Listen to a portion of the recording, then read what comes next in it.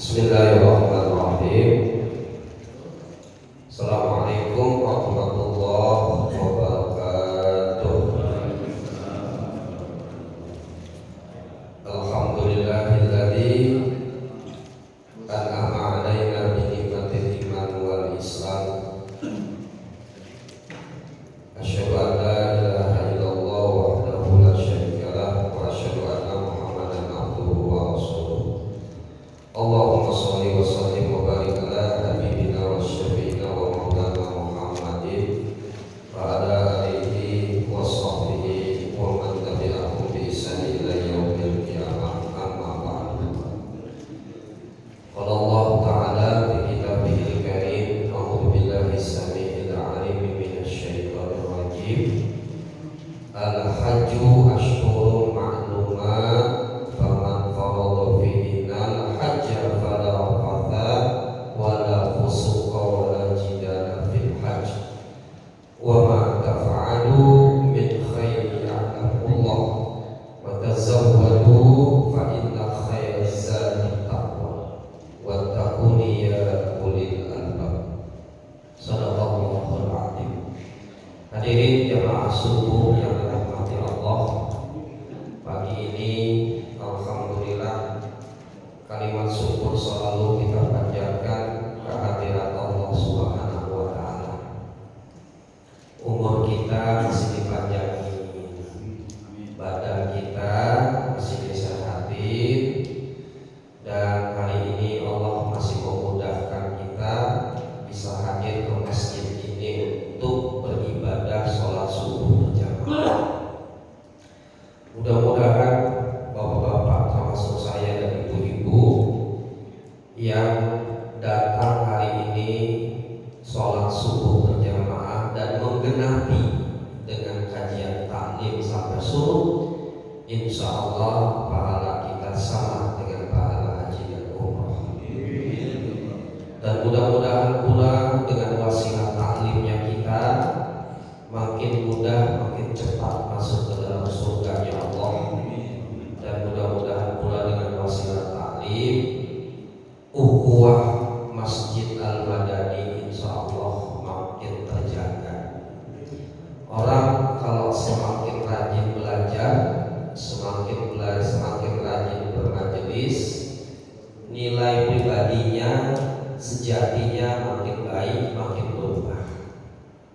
Ini yang kita harapkan. Paling tidak orang yang rajin bermajelis, orang yang rajin duduk, insya Allah kalau dia laki-laki, sholat jamaahnya makin terawat, makin terjaga. Itu harapannya. Jadi jangan makin ngaji, makin tajam perbedaan kita dalam persoalan fikih, kemudian makin jauh sholat berjamaahnya. Hadirin yang dirahmati Allah, kita awali kajian subuh pada pagi hari ini, memohon ridho, memohon berkah dengan membaca basmalah dan kita lengkapi dengan membaca ayat kursi bersama-sama. A'udzubillahi minasyaitonirrajim. Bismillahirrahmanirrahim. Allahu la ilaha illa huwal hayyul qayyum la ta'khudhuhu sinatun wa la naum, lahu ma fis samawati wa ma fil ard, man dzal ladzi yashfa'u 'indahu illa bi'idhnihi, ya'lamu ma baina aydihim wa ma khalfahum, wa la yuhituna bi syai'in min 'ilmihi illa bima syaa', wasi'a kursiyyuhus samawati wal ard, wa la ya'uduhu hifdhuhuma wa huwal 'aliyyul 'azim. Mudah-mudahan dengan ayat kursi kita dijaga hari ini sampai besok, insya Allah dilindungi sama Allah Subhanahu wa taala. Kita mau bicara tentang masalah haji dari sisi syariat, yaitu Quran, juga dari sisi yang namanya historis sejarah belakang. Perlu kita pahami bapak-bapak bahwa syariat haji ini adalah syariat yang keren bagi umat Islam yang memang terdidik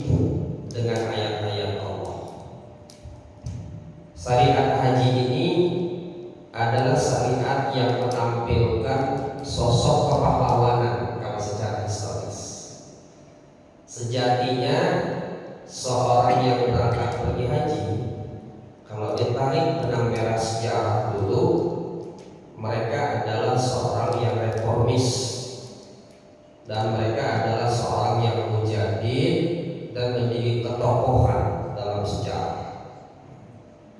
Namun seiring dengan perubahan dan perkembangan zaman, haji ini justru bukan lagi menjadi lambang sebuah kepribadian yang unggul pada seseorang, tapi cuma sekedar menjadi status pribadinya yang hanya ditempel, melabelkan kata hak di dalam diri, namanya hak besar gitu.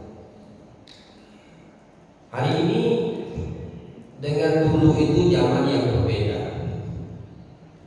Kalau dulu orang berangkat pergi haji, kalau kita tarik benang merah di sejarahnya itu berat, besar, lama, resikonya meninggal. Dulu di zaman POC yang namanya orang berangkat pergi haji itu dikoordinir oleh Belanda. Kalau cerita sejarahnya ini Ahmad Mansur Surya Negara, dan juga kalau cerita Hongkong kita dulu Hong haji. Dulu dikoordinir sama VOC zaman Belanda, dan orang itu kalau pergi haji bisa bertahun-tahun berbulan-bulan berangkat, tahun-tahun berbulan-bulan, bahkan tidak pulang, sakit sampai baru meninggal untuk berangkat haji. Pada lupa orang yang ngapain begitu datang, lu dari mana? Ternyata berangkat haji. Naik kapal dulu, kapal laut, tahu sendiri kan. Kalau udah berangkat, masya Allah, bawanya segala macam digembok. Dan yang lebih menarik, bapak-bapak, ketika orang berangkat pergi haji di zaman dulu, tarik benang merahnya tahun 1803. Itu mereka kalau haji itu cuma sekedar 40 yang nambahin. Setelah itu mereka itu banyak menimba ilmu dengan ulama-ulama internasional. Jadi mereka itu kalau pulang habis haji itu belajar agama. Maka muncullah tokoh-tokoh yang sangat fenomenal dalam kehidupan ulama Nusantara. Ada yang namanya ulama dari yang namanya Ahmad Khatib Al-Minangkabawi, ada yang namanya Syekh Muhammad Padani. Luar biasa. Mayoritas kalau baca sejarah itu daerah-daerah Minangkabau semuanya, yang di sana semuanya itu ulama-ulama besar yang kemudian ditarik secara silsilah keturunan. Itu insya Allah menghasilkan kayak Syekh Imam An-Nawawi, Al-Albani. Nah, seperti itu. Ulama-ulama besar. Nah, pas mereka itu berangkat pergi haji itu, salah satu contohnya dicatat dalam sejarah yang terkini ya, yang 1803 itu yaitu seperti Haji Agus Salim, Haji Ahmad Dahlan, Cokro Aminoto. Itu bilangnya haji semuanya tuh. Kalau sekarang kan haji bodong kemarin ya, haji bodong, haji piun, tukang guru silatnya pitung gitu ya. Nah, Haji Agus Salim tercatat sebagai orang haji pertama di Indonesia. Haji Agus Salim, Haji Samad Hudi, Haji Ahmad Dahlan, kemudian Haji Hashim Ash'ari. Itu mereka berangkat pergi haji, pulang mereka mendapatkan sebuah ilmu yang dipelajari oleh ulama-ulama internasional saat itu. Dan pada saat itu yang namanya orang menuntut ilmu itu mengalami sebuah reformis pemahaman Islam secara utuh. Karena saat itu sedang gencar-gencarnya adalah pan-Islamisme sejak runtuhnya 1924. Jadi Islam itu berkembang saat itu. Jadi haji itu pada zaman dulu itu dimaknai adalah transfer studi perlawanan. Ngumpul-ngumpul ulama, gurunya bertanya, gimana hukum melawan pada penjajah? Wajib jihad. Jadi kata-kata jihad itu sudah maklum di kajian-kajian Majelis Nabawi di Madinah dan Mekah itu. Kalau kita berangkat kan, kalau ke sana kan banyak kajian di mana? Di kajian-kajian di tiang-tiang di pojok-pojok Nabawi dan Mekah itu. Kalau dulu konten isinya itu diskusi berbicara tentang pergerakan dan pergolakan umat Islam, karena terjajah semua pada saat itu. Mereka saling mengeluarkan ide semua. Akhirnya begitu pas mereka belajar, pulang, transfer ide perlawanan, kemudian reformis muncul. Masing-masing itu membawa sebuah ide. Dan yang terkenal pada saat itu adalah waktu zaman penjajahan Belanda itu 1803 yaitu Tuanku Imam Bonjol, ulama yang paling besar, haji. Kalau Imam Bonjol itu kan istilahnya adalah tokoh haji yang pertama yang disebutkan dalam sejarah. Kalau yang namanya Haji Agus Salim itu yang sebelum kemerdekaan, ini dalam kerjaan dulu. Jadi Bapak-bapak, dulu itu orang berangkat dan pulang pergi haji jadi tokoh, Bapak. Jadi tokoh, jadi simbol perlawanan, jadi ulama besar, apapun semuanya itu selalu ketika ada persoalan-persoalan sosial yang tampil untuk memberikan sebuah pemecahan solusi, itu adalah para haji. Jadi gelar haji itu dulu luar biasa kehormatannya, ya Pak ya. Kalau sekarang beda kan statusnya kan, berangkat haji PA pulang tambah PA kan begitu ya. Berangkat PA pulang PA, ada kan namanya haji PA. Kagak pulang, akhlaknya nggak terbentuk, pola pikirnya nggak nampak, gitu kan? Pulang, masya Allah, sama tetangga makin seru berantemnya. Pulang sama tetangga makin mantep istilahnya, ngomelnya, dengkinya, tajamnya dan lain sebagainya, makin betang-betang beteng-teng. Ya Allah, karena kita nggak tahu kan hajinya statusnya dari mana itu. Bisa saja gelarnya Haji Mansur, ya halaman boleh digusur dia berangkat. Kalau diketahui, ya kalau dia orang-orang yang suka kerja ya mungkin juga hajinya Haji Udin, dapat uang dinas ya berangkat. Begitu kan? Haji Kosasi kayak macam saya, ongkos boleh dikasih, gitu ya. Ongkos boleh dikasih sama jamaah, dia berangkat aja. Nah, jadi Bapak-bapak, dulu dengan sekarang nilai wibawa dan kehormatan haji itu sangatlah berbeda.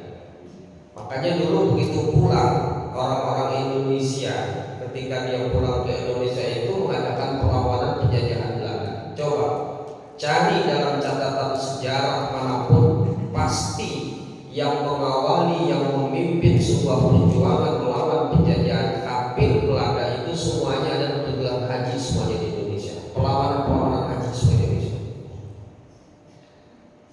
Makanya begitu pulang dari Indonesia, kok begitu banyak anti kolonialisme, begitu banyak perlawanan daerah yang hidup tumbuh subur, muncul tokoh Belanda yang bernama Snokhorbrogje.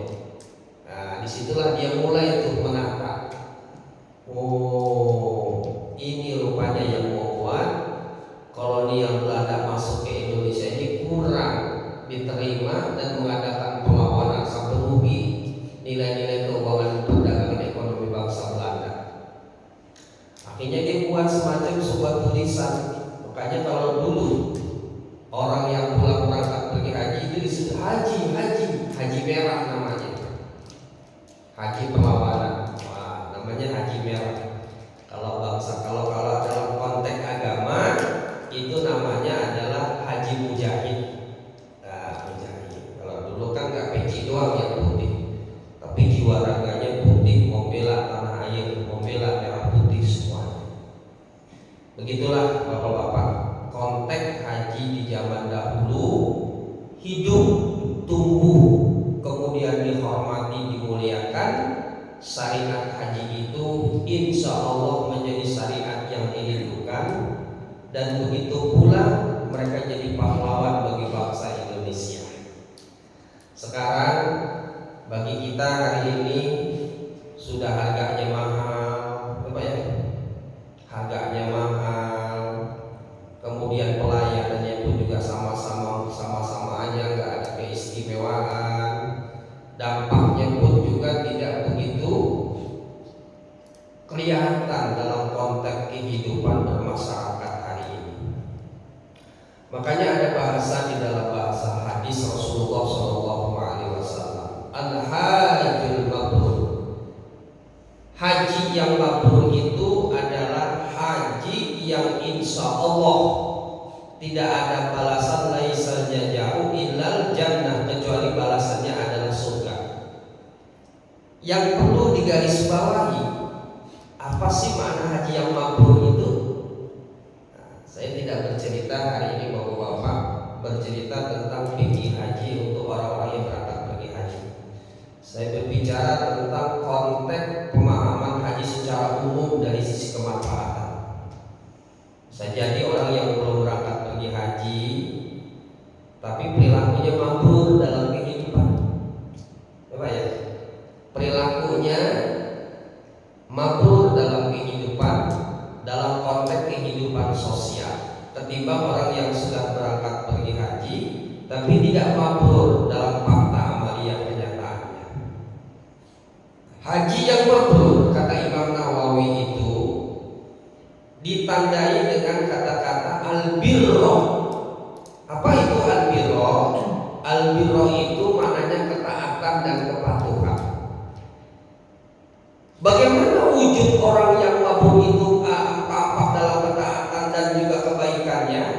Yang disebut makna al-birro dalam bahasa perspektif Al-Quran itu bukan cuma baik untuk pribadinya. Nah, makanya di dalam Quran disebutkan sistematika daripada aplikasi orang itu diserapkan sebagai haji yang mabrur. Surat Al-Baqarah ayat 177. Silakan yang bawa Quran. Ada Qurannya? Punya? Al-Baqarah 177.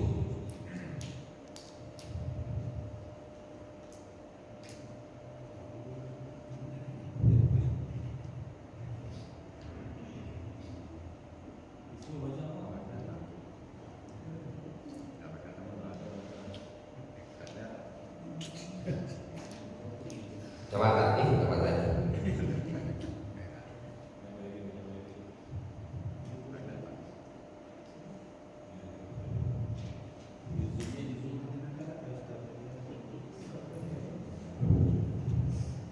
Kalau ngaji itu bareng-bareng, jangan usah ngaji.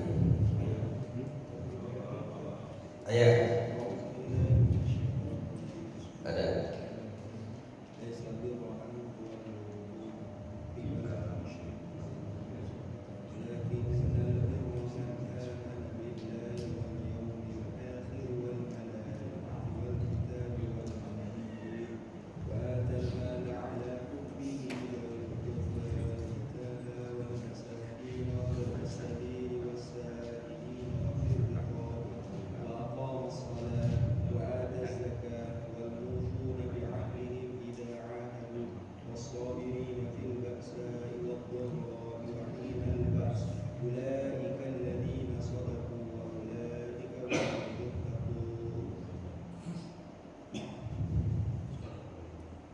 Jelas? Artinya kebajikan itu bukanlah menghadapkan wajahmu ke arah timur dan barat, tetapi kebajikan itu ialah kebajikan orang yang beriman kepada Allah, hari akhir, malaikat-malaikat, kitab, nabi-nabi, dan memberikan harta yang dicintainya kepada kerabat, anak yatim, orang-orang miskin, orang-orang yang dalam perjalanan musafir, peminta-minta, dan untuk memerdekakan harta sahaya yang melaksanakan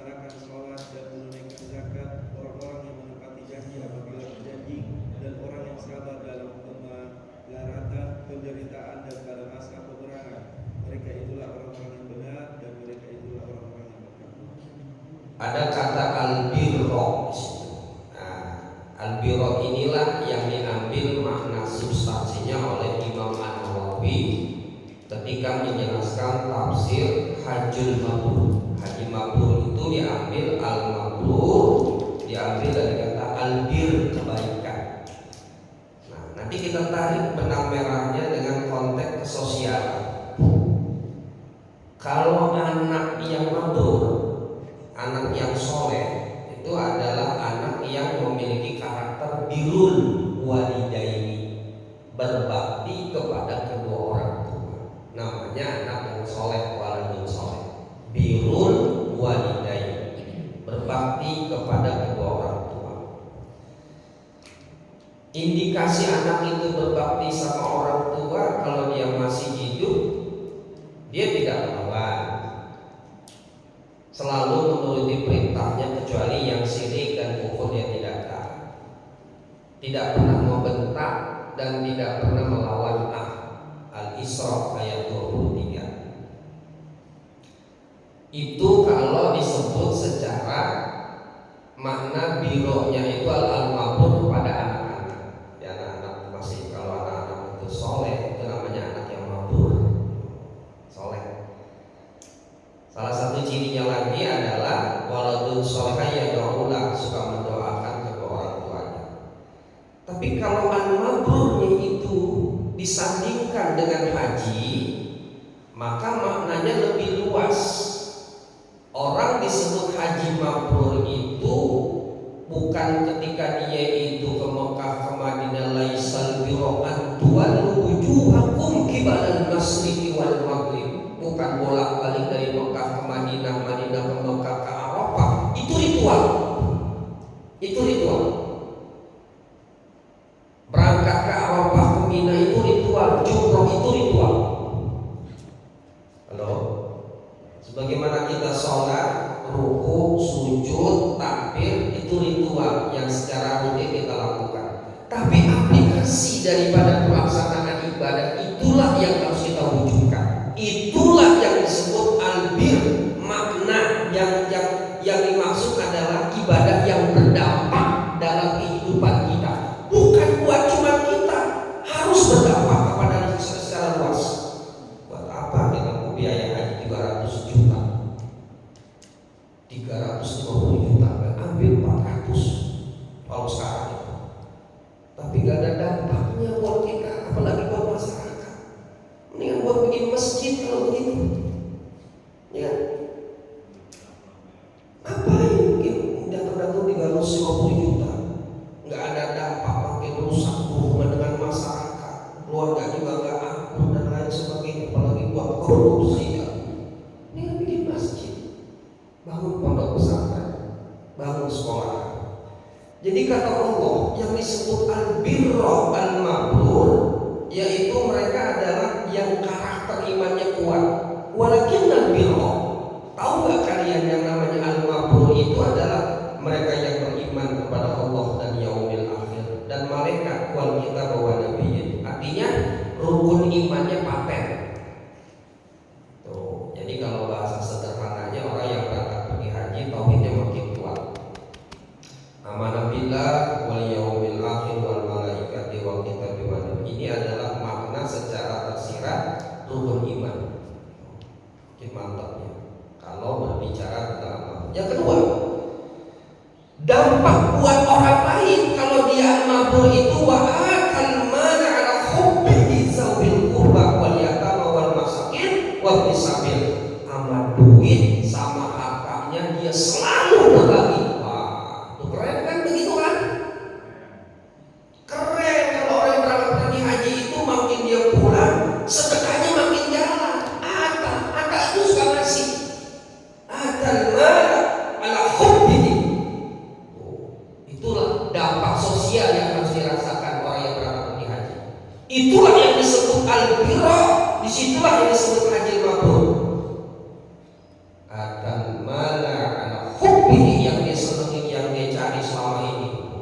Jadi orang kalau sudah semakin tersinggung, terdidik, terpola pikirnya itu, apalagi berangkat pergi haji, banyak ulama yang menyampaikan ilmu, banyak pesan-pesan dinasehati kalau sekarang kan dibekelin sampai sono juga dibekelin juga sejarah. Masa itu nggak pinter sih sebulan? Masa nggak pinter sebulan di sana? Halo? Jangan kata haji, umroh aja kita dibekelin kan? Ilmunya kan berangkat dibekelin, manasik dibekelin, baik secara pikir ritual maupun dibekelin. Di sana lebih lagi. Ini sejarah historis ini, hikmahnya ini tempat ini, sejarahnya begini. Bagaimana nggak pinter? Harus pinter merekam sebuah persoalan itu. Dampaknya harus nampak di sini. Apalagi ini sebulan di sana pergi, luar biasa. Di camp di sana kalau bahasanya itu. Jadi orang berangkat pergi haji duitnya makin kencang. Jadi bukan makin pelit. Ada haji pelit di sini? Nggak ada ya? Pelit banget ya Allah. Duitnya susah keluar. Halo? Pekinya doang putih, gitu ya. Pekinya doang putih, gitu ya. Jenggotnya doang putih. Ya Allah. Tapi ada sih begitu ya. Haji Bahlul, Haji Majid begitu. Kemudian apa tetangga wa atal mala ala hubbihi zawil qurba, sama kerabatnya dia suka bagi, nggak pernah pelit. Jadi konteksnya kalau Haji Mabrur itu dia dermawan, nggak pelit. Nah, dermawan. Kalau disebut kata dermawan itu dia apa? Kalau orang dulu kan yang orang pelit kan orang kaya. Kalau zaman Belanda itu pejabat, pasti bapaknya pejabat Belanda. Gak mungkin petani. Orang yang ngaji dulu juga kelasnya juga berbeda. Pejabat, anak-anak pejabat yang ngaji Quran. Kayak Raden Ajeng Kartini itu kan pejabat. Kalau dulu dilarang haji. Ngaji dilarang, kemudian juga pergi haji dilarang karena khawatir pola pikirnya terbentuk bisa melawan penjajahan Belanda.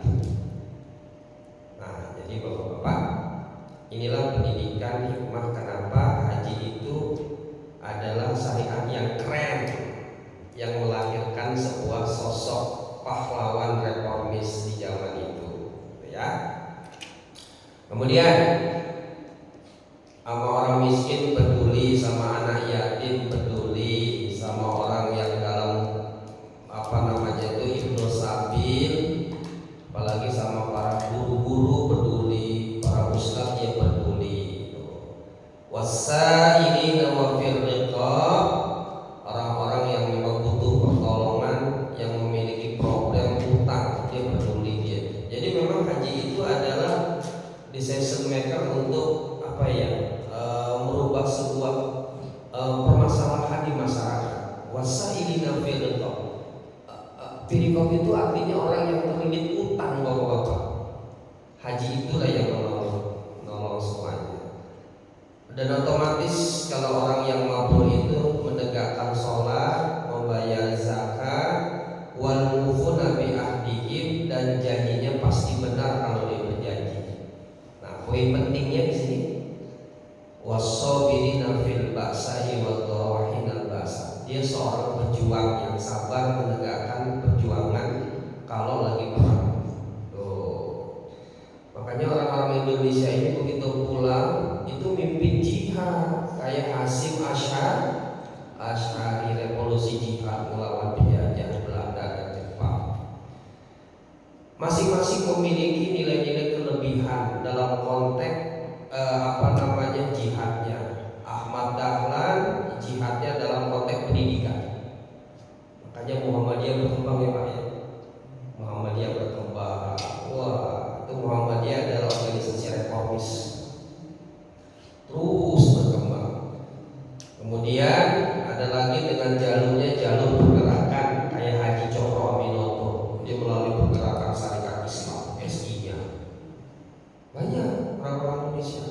Haji Agus Salim dengan membentuk sebuah organisasi tersendiri. Semua haji-haji di Indonesia itu banyak menghasilkan pahlawan-pahlawan yang sangat luar biasa. Bahkan Haji Agus Salim itu adalah tokoh Indonesia yang memiliki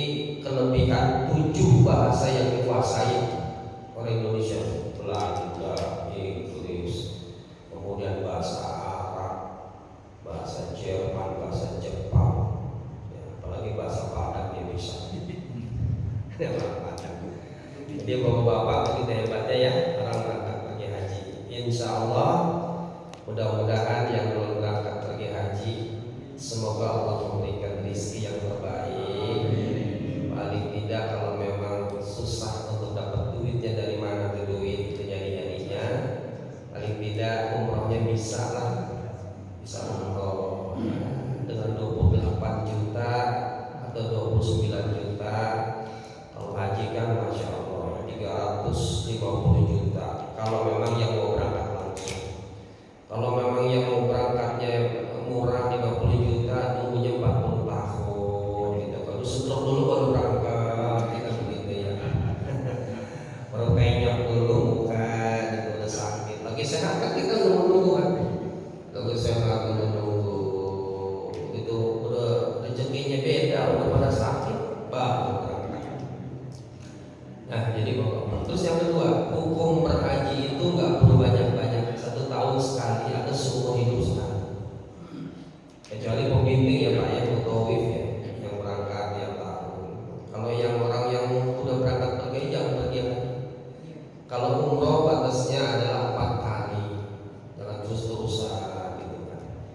Nah bagaimana dampak kehidupan kalau kita berangkat pergi haji, sementara kondisi masyarakat kita ini banyak yang mengalami ekonomi yang sangat amat sulit.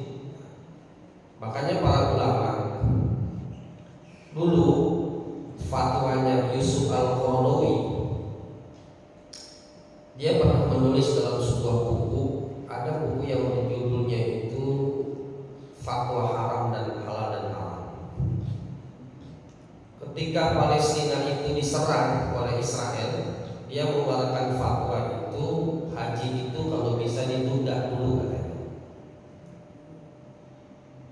Wajibnya umat Islam itu adalah membantu warga Palestina, sedekahnya dialihkan ke sana. Jadi hajinya itu adalah dialihkan. Banyak yang setuju pada saat itu. Kalau dulu memang manajemen yang mengurus masalah haji itu kan memang di bawah Kesultanan Ottoman Islam gitu kan. Kalau sekarang banyak orang yang sudah impil berangkat pergi haji, apalagi berangkat pergi umroh. Karena yang mengelola itu gak jelas. Banyak debat-tebel yang mengatakan kayak Muhammad Salman itu kan memang kan istilahnya sekutunya Amerika dan Israel. Sekutunya Amerika dan Israel. Jadi kalau kita berangkat pergi haji, umat Islam yang begitu banyak dari seluruh dunia, duitnya itu kemana? Dimanage, dikelola sama Salman, dan Salman bersekutu dengan Amerika dan Israel. Yang duitnya melawan umat Islam, membunuh umat Islam melalui tangan Amerika dan Israel. Dari dulu kalau umpamanya terjadi sebuah peperangan, juga hancur tuh yang namanya adalah Ka'bah dengan Amerika dan Israel. Kalau bahasa sekarang premannya Ka'bah Mekah itu Israel sama Amerika dijagain. Jadi kudu setoran itu Muhammad Salman itu, kudu setoran, jangan sampai diserang sama umat Islam yang lain yang selalu dilabelkan dengan bahasa-bahasa adalah penegakan syariat. Oh, kayak gitu Pak. Apalagi dengan konflik adanya perang Iran dan Israel seperti ini. Nah, Bapak-bapak, hikmah yang bisa kita ambil dari konteks ini adalah jadilah orang yang bisa bermanfaat untuk umat. Insyaallah ya. Mau haji atau tidak haji, jadilah orang bermanfaat. Karena menurut kata Mahfud Sahab, untuk bisa menjadi orang baik itu gampang. Kita untuk bisa menjadi baik itu gampang. Cukup diam saja, insya Allah jadi baik kita. Melongo aja nyender itu jadi baik insya Allah. Melongo aja nyender gitu di tiang, di tembok, di kotak amal sedekah nyender, jadi baik kita. Nggak ngapa-ngapain, nggak ngomong-ngomong. Baik untuk diri. Tapi kalau kita ini jadi orang yang bermanfaat, itu sulit karena butuh perjuangan. Karena orang yang bermanfaat itu adalah bermanfaat buat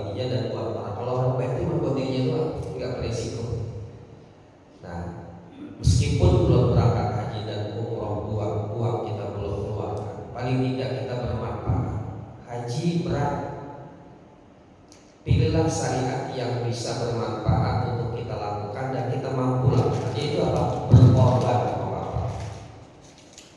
Pak, saya nggak bisa haji, mahalnya minta ampun, lamanya juga minta ampun.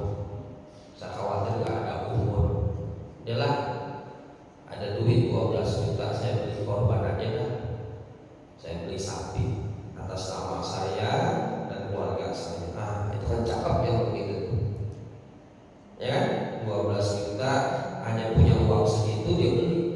Kan dagingnya bisa dimanfaatkan, bisa dimakan, bisa dimanfaatkan, digunakan, bermanfaat buat masyarakat luas. Itu nilai ibadahnya hebat ya begitu. Nah, jadi Bapak, haji Zulhijjah besok adalah bulan peluang amal ibadah kita ini bertebaran untuk kita lakukan. Belum bisa haji, berkorbanlah. Gak punya duit lebih, korbanlah dengan kambing. Itulah tanda pengorbanan kita.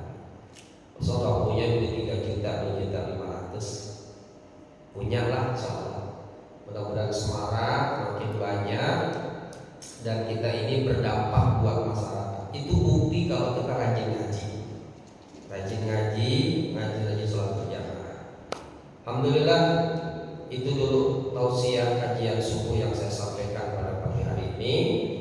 Semoga bermanfaat dan ilmunya insya Allah bisa menjadi nilai kebaikan buat kita semuanya.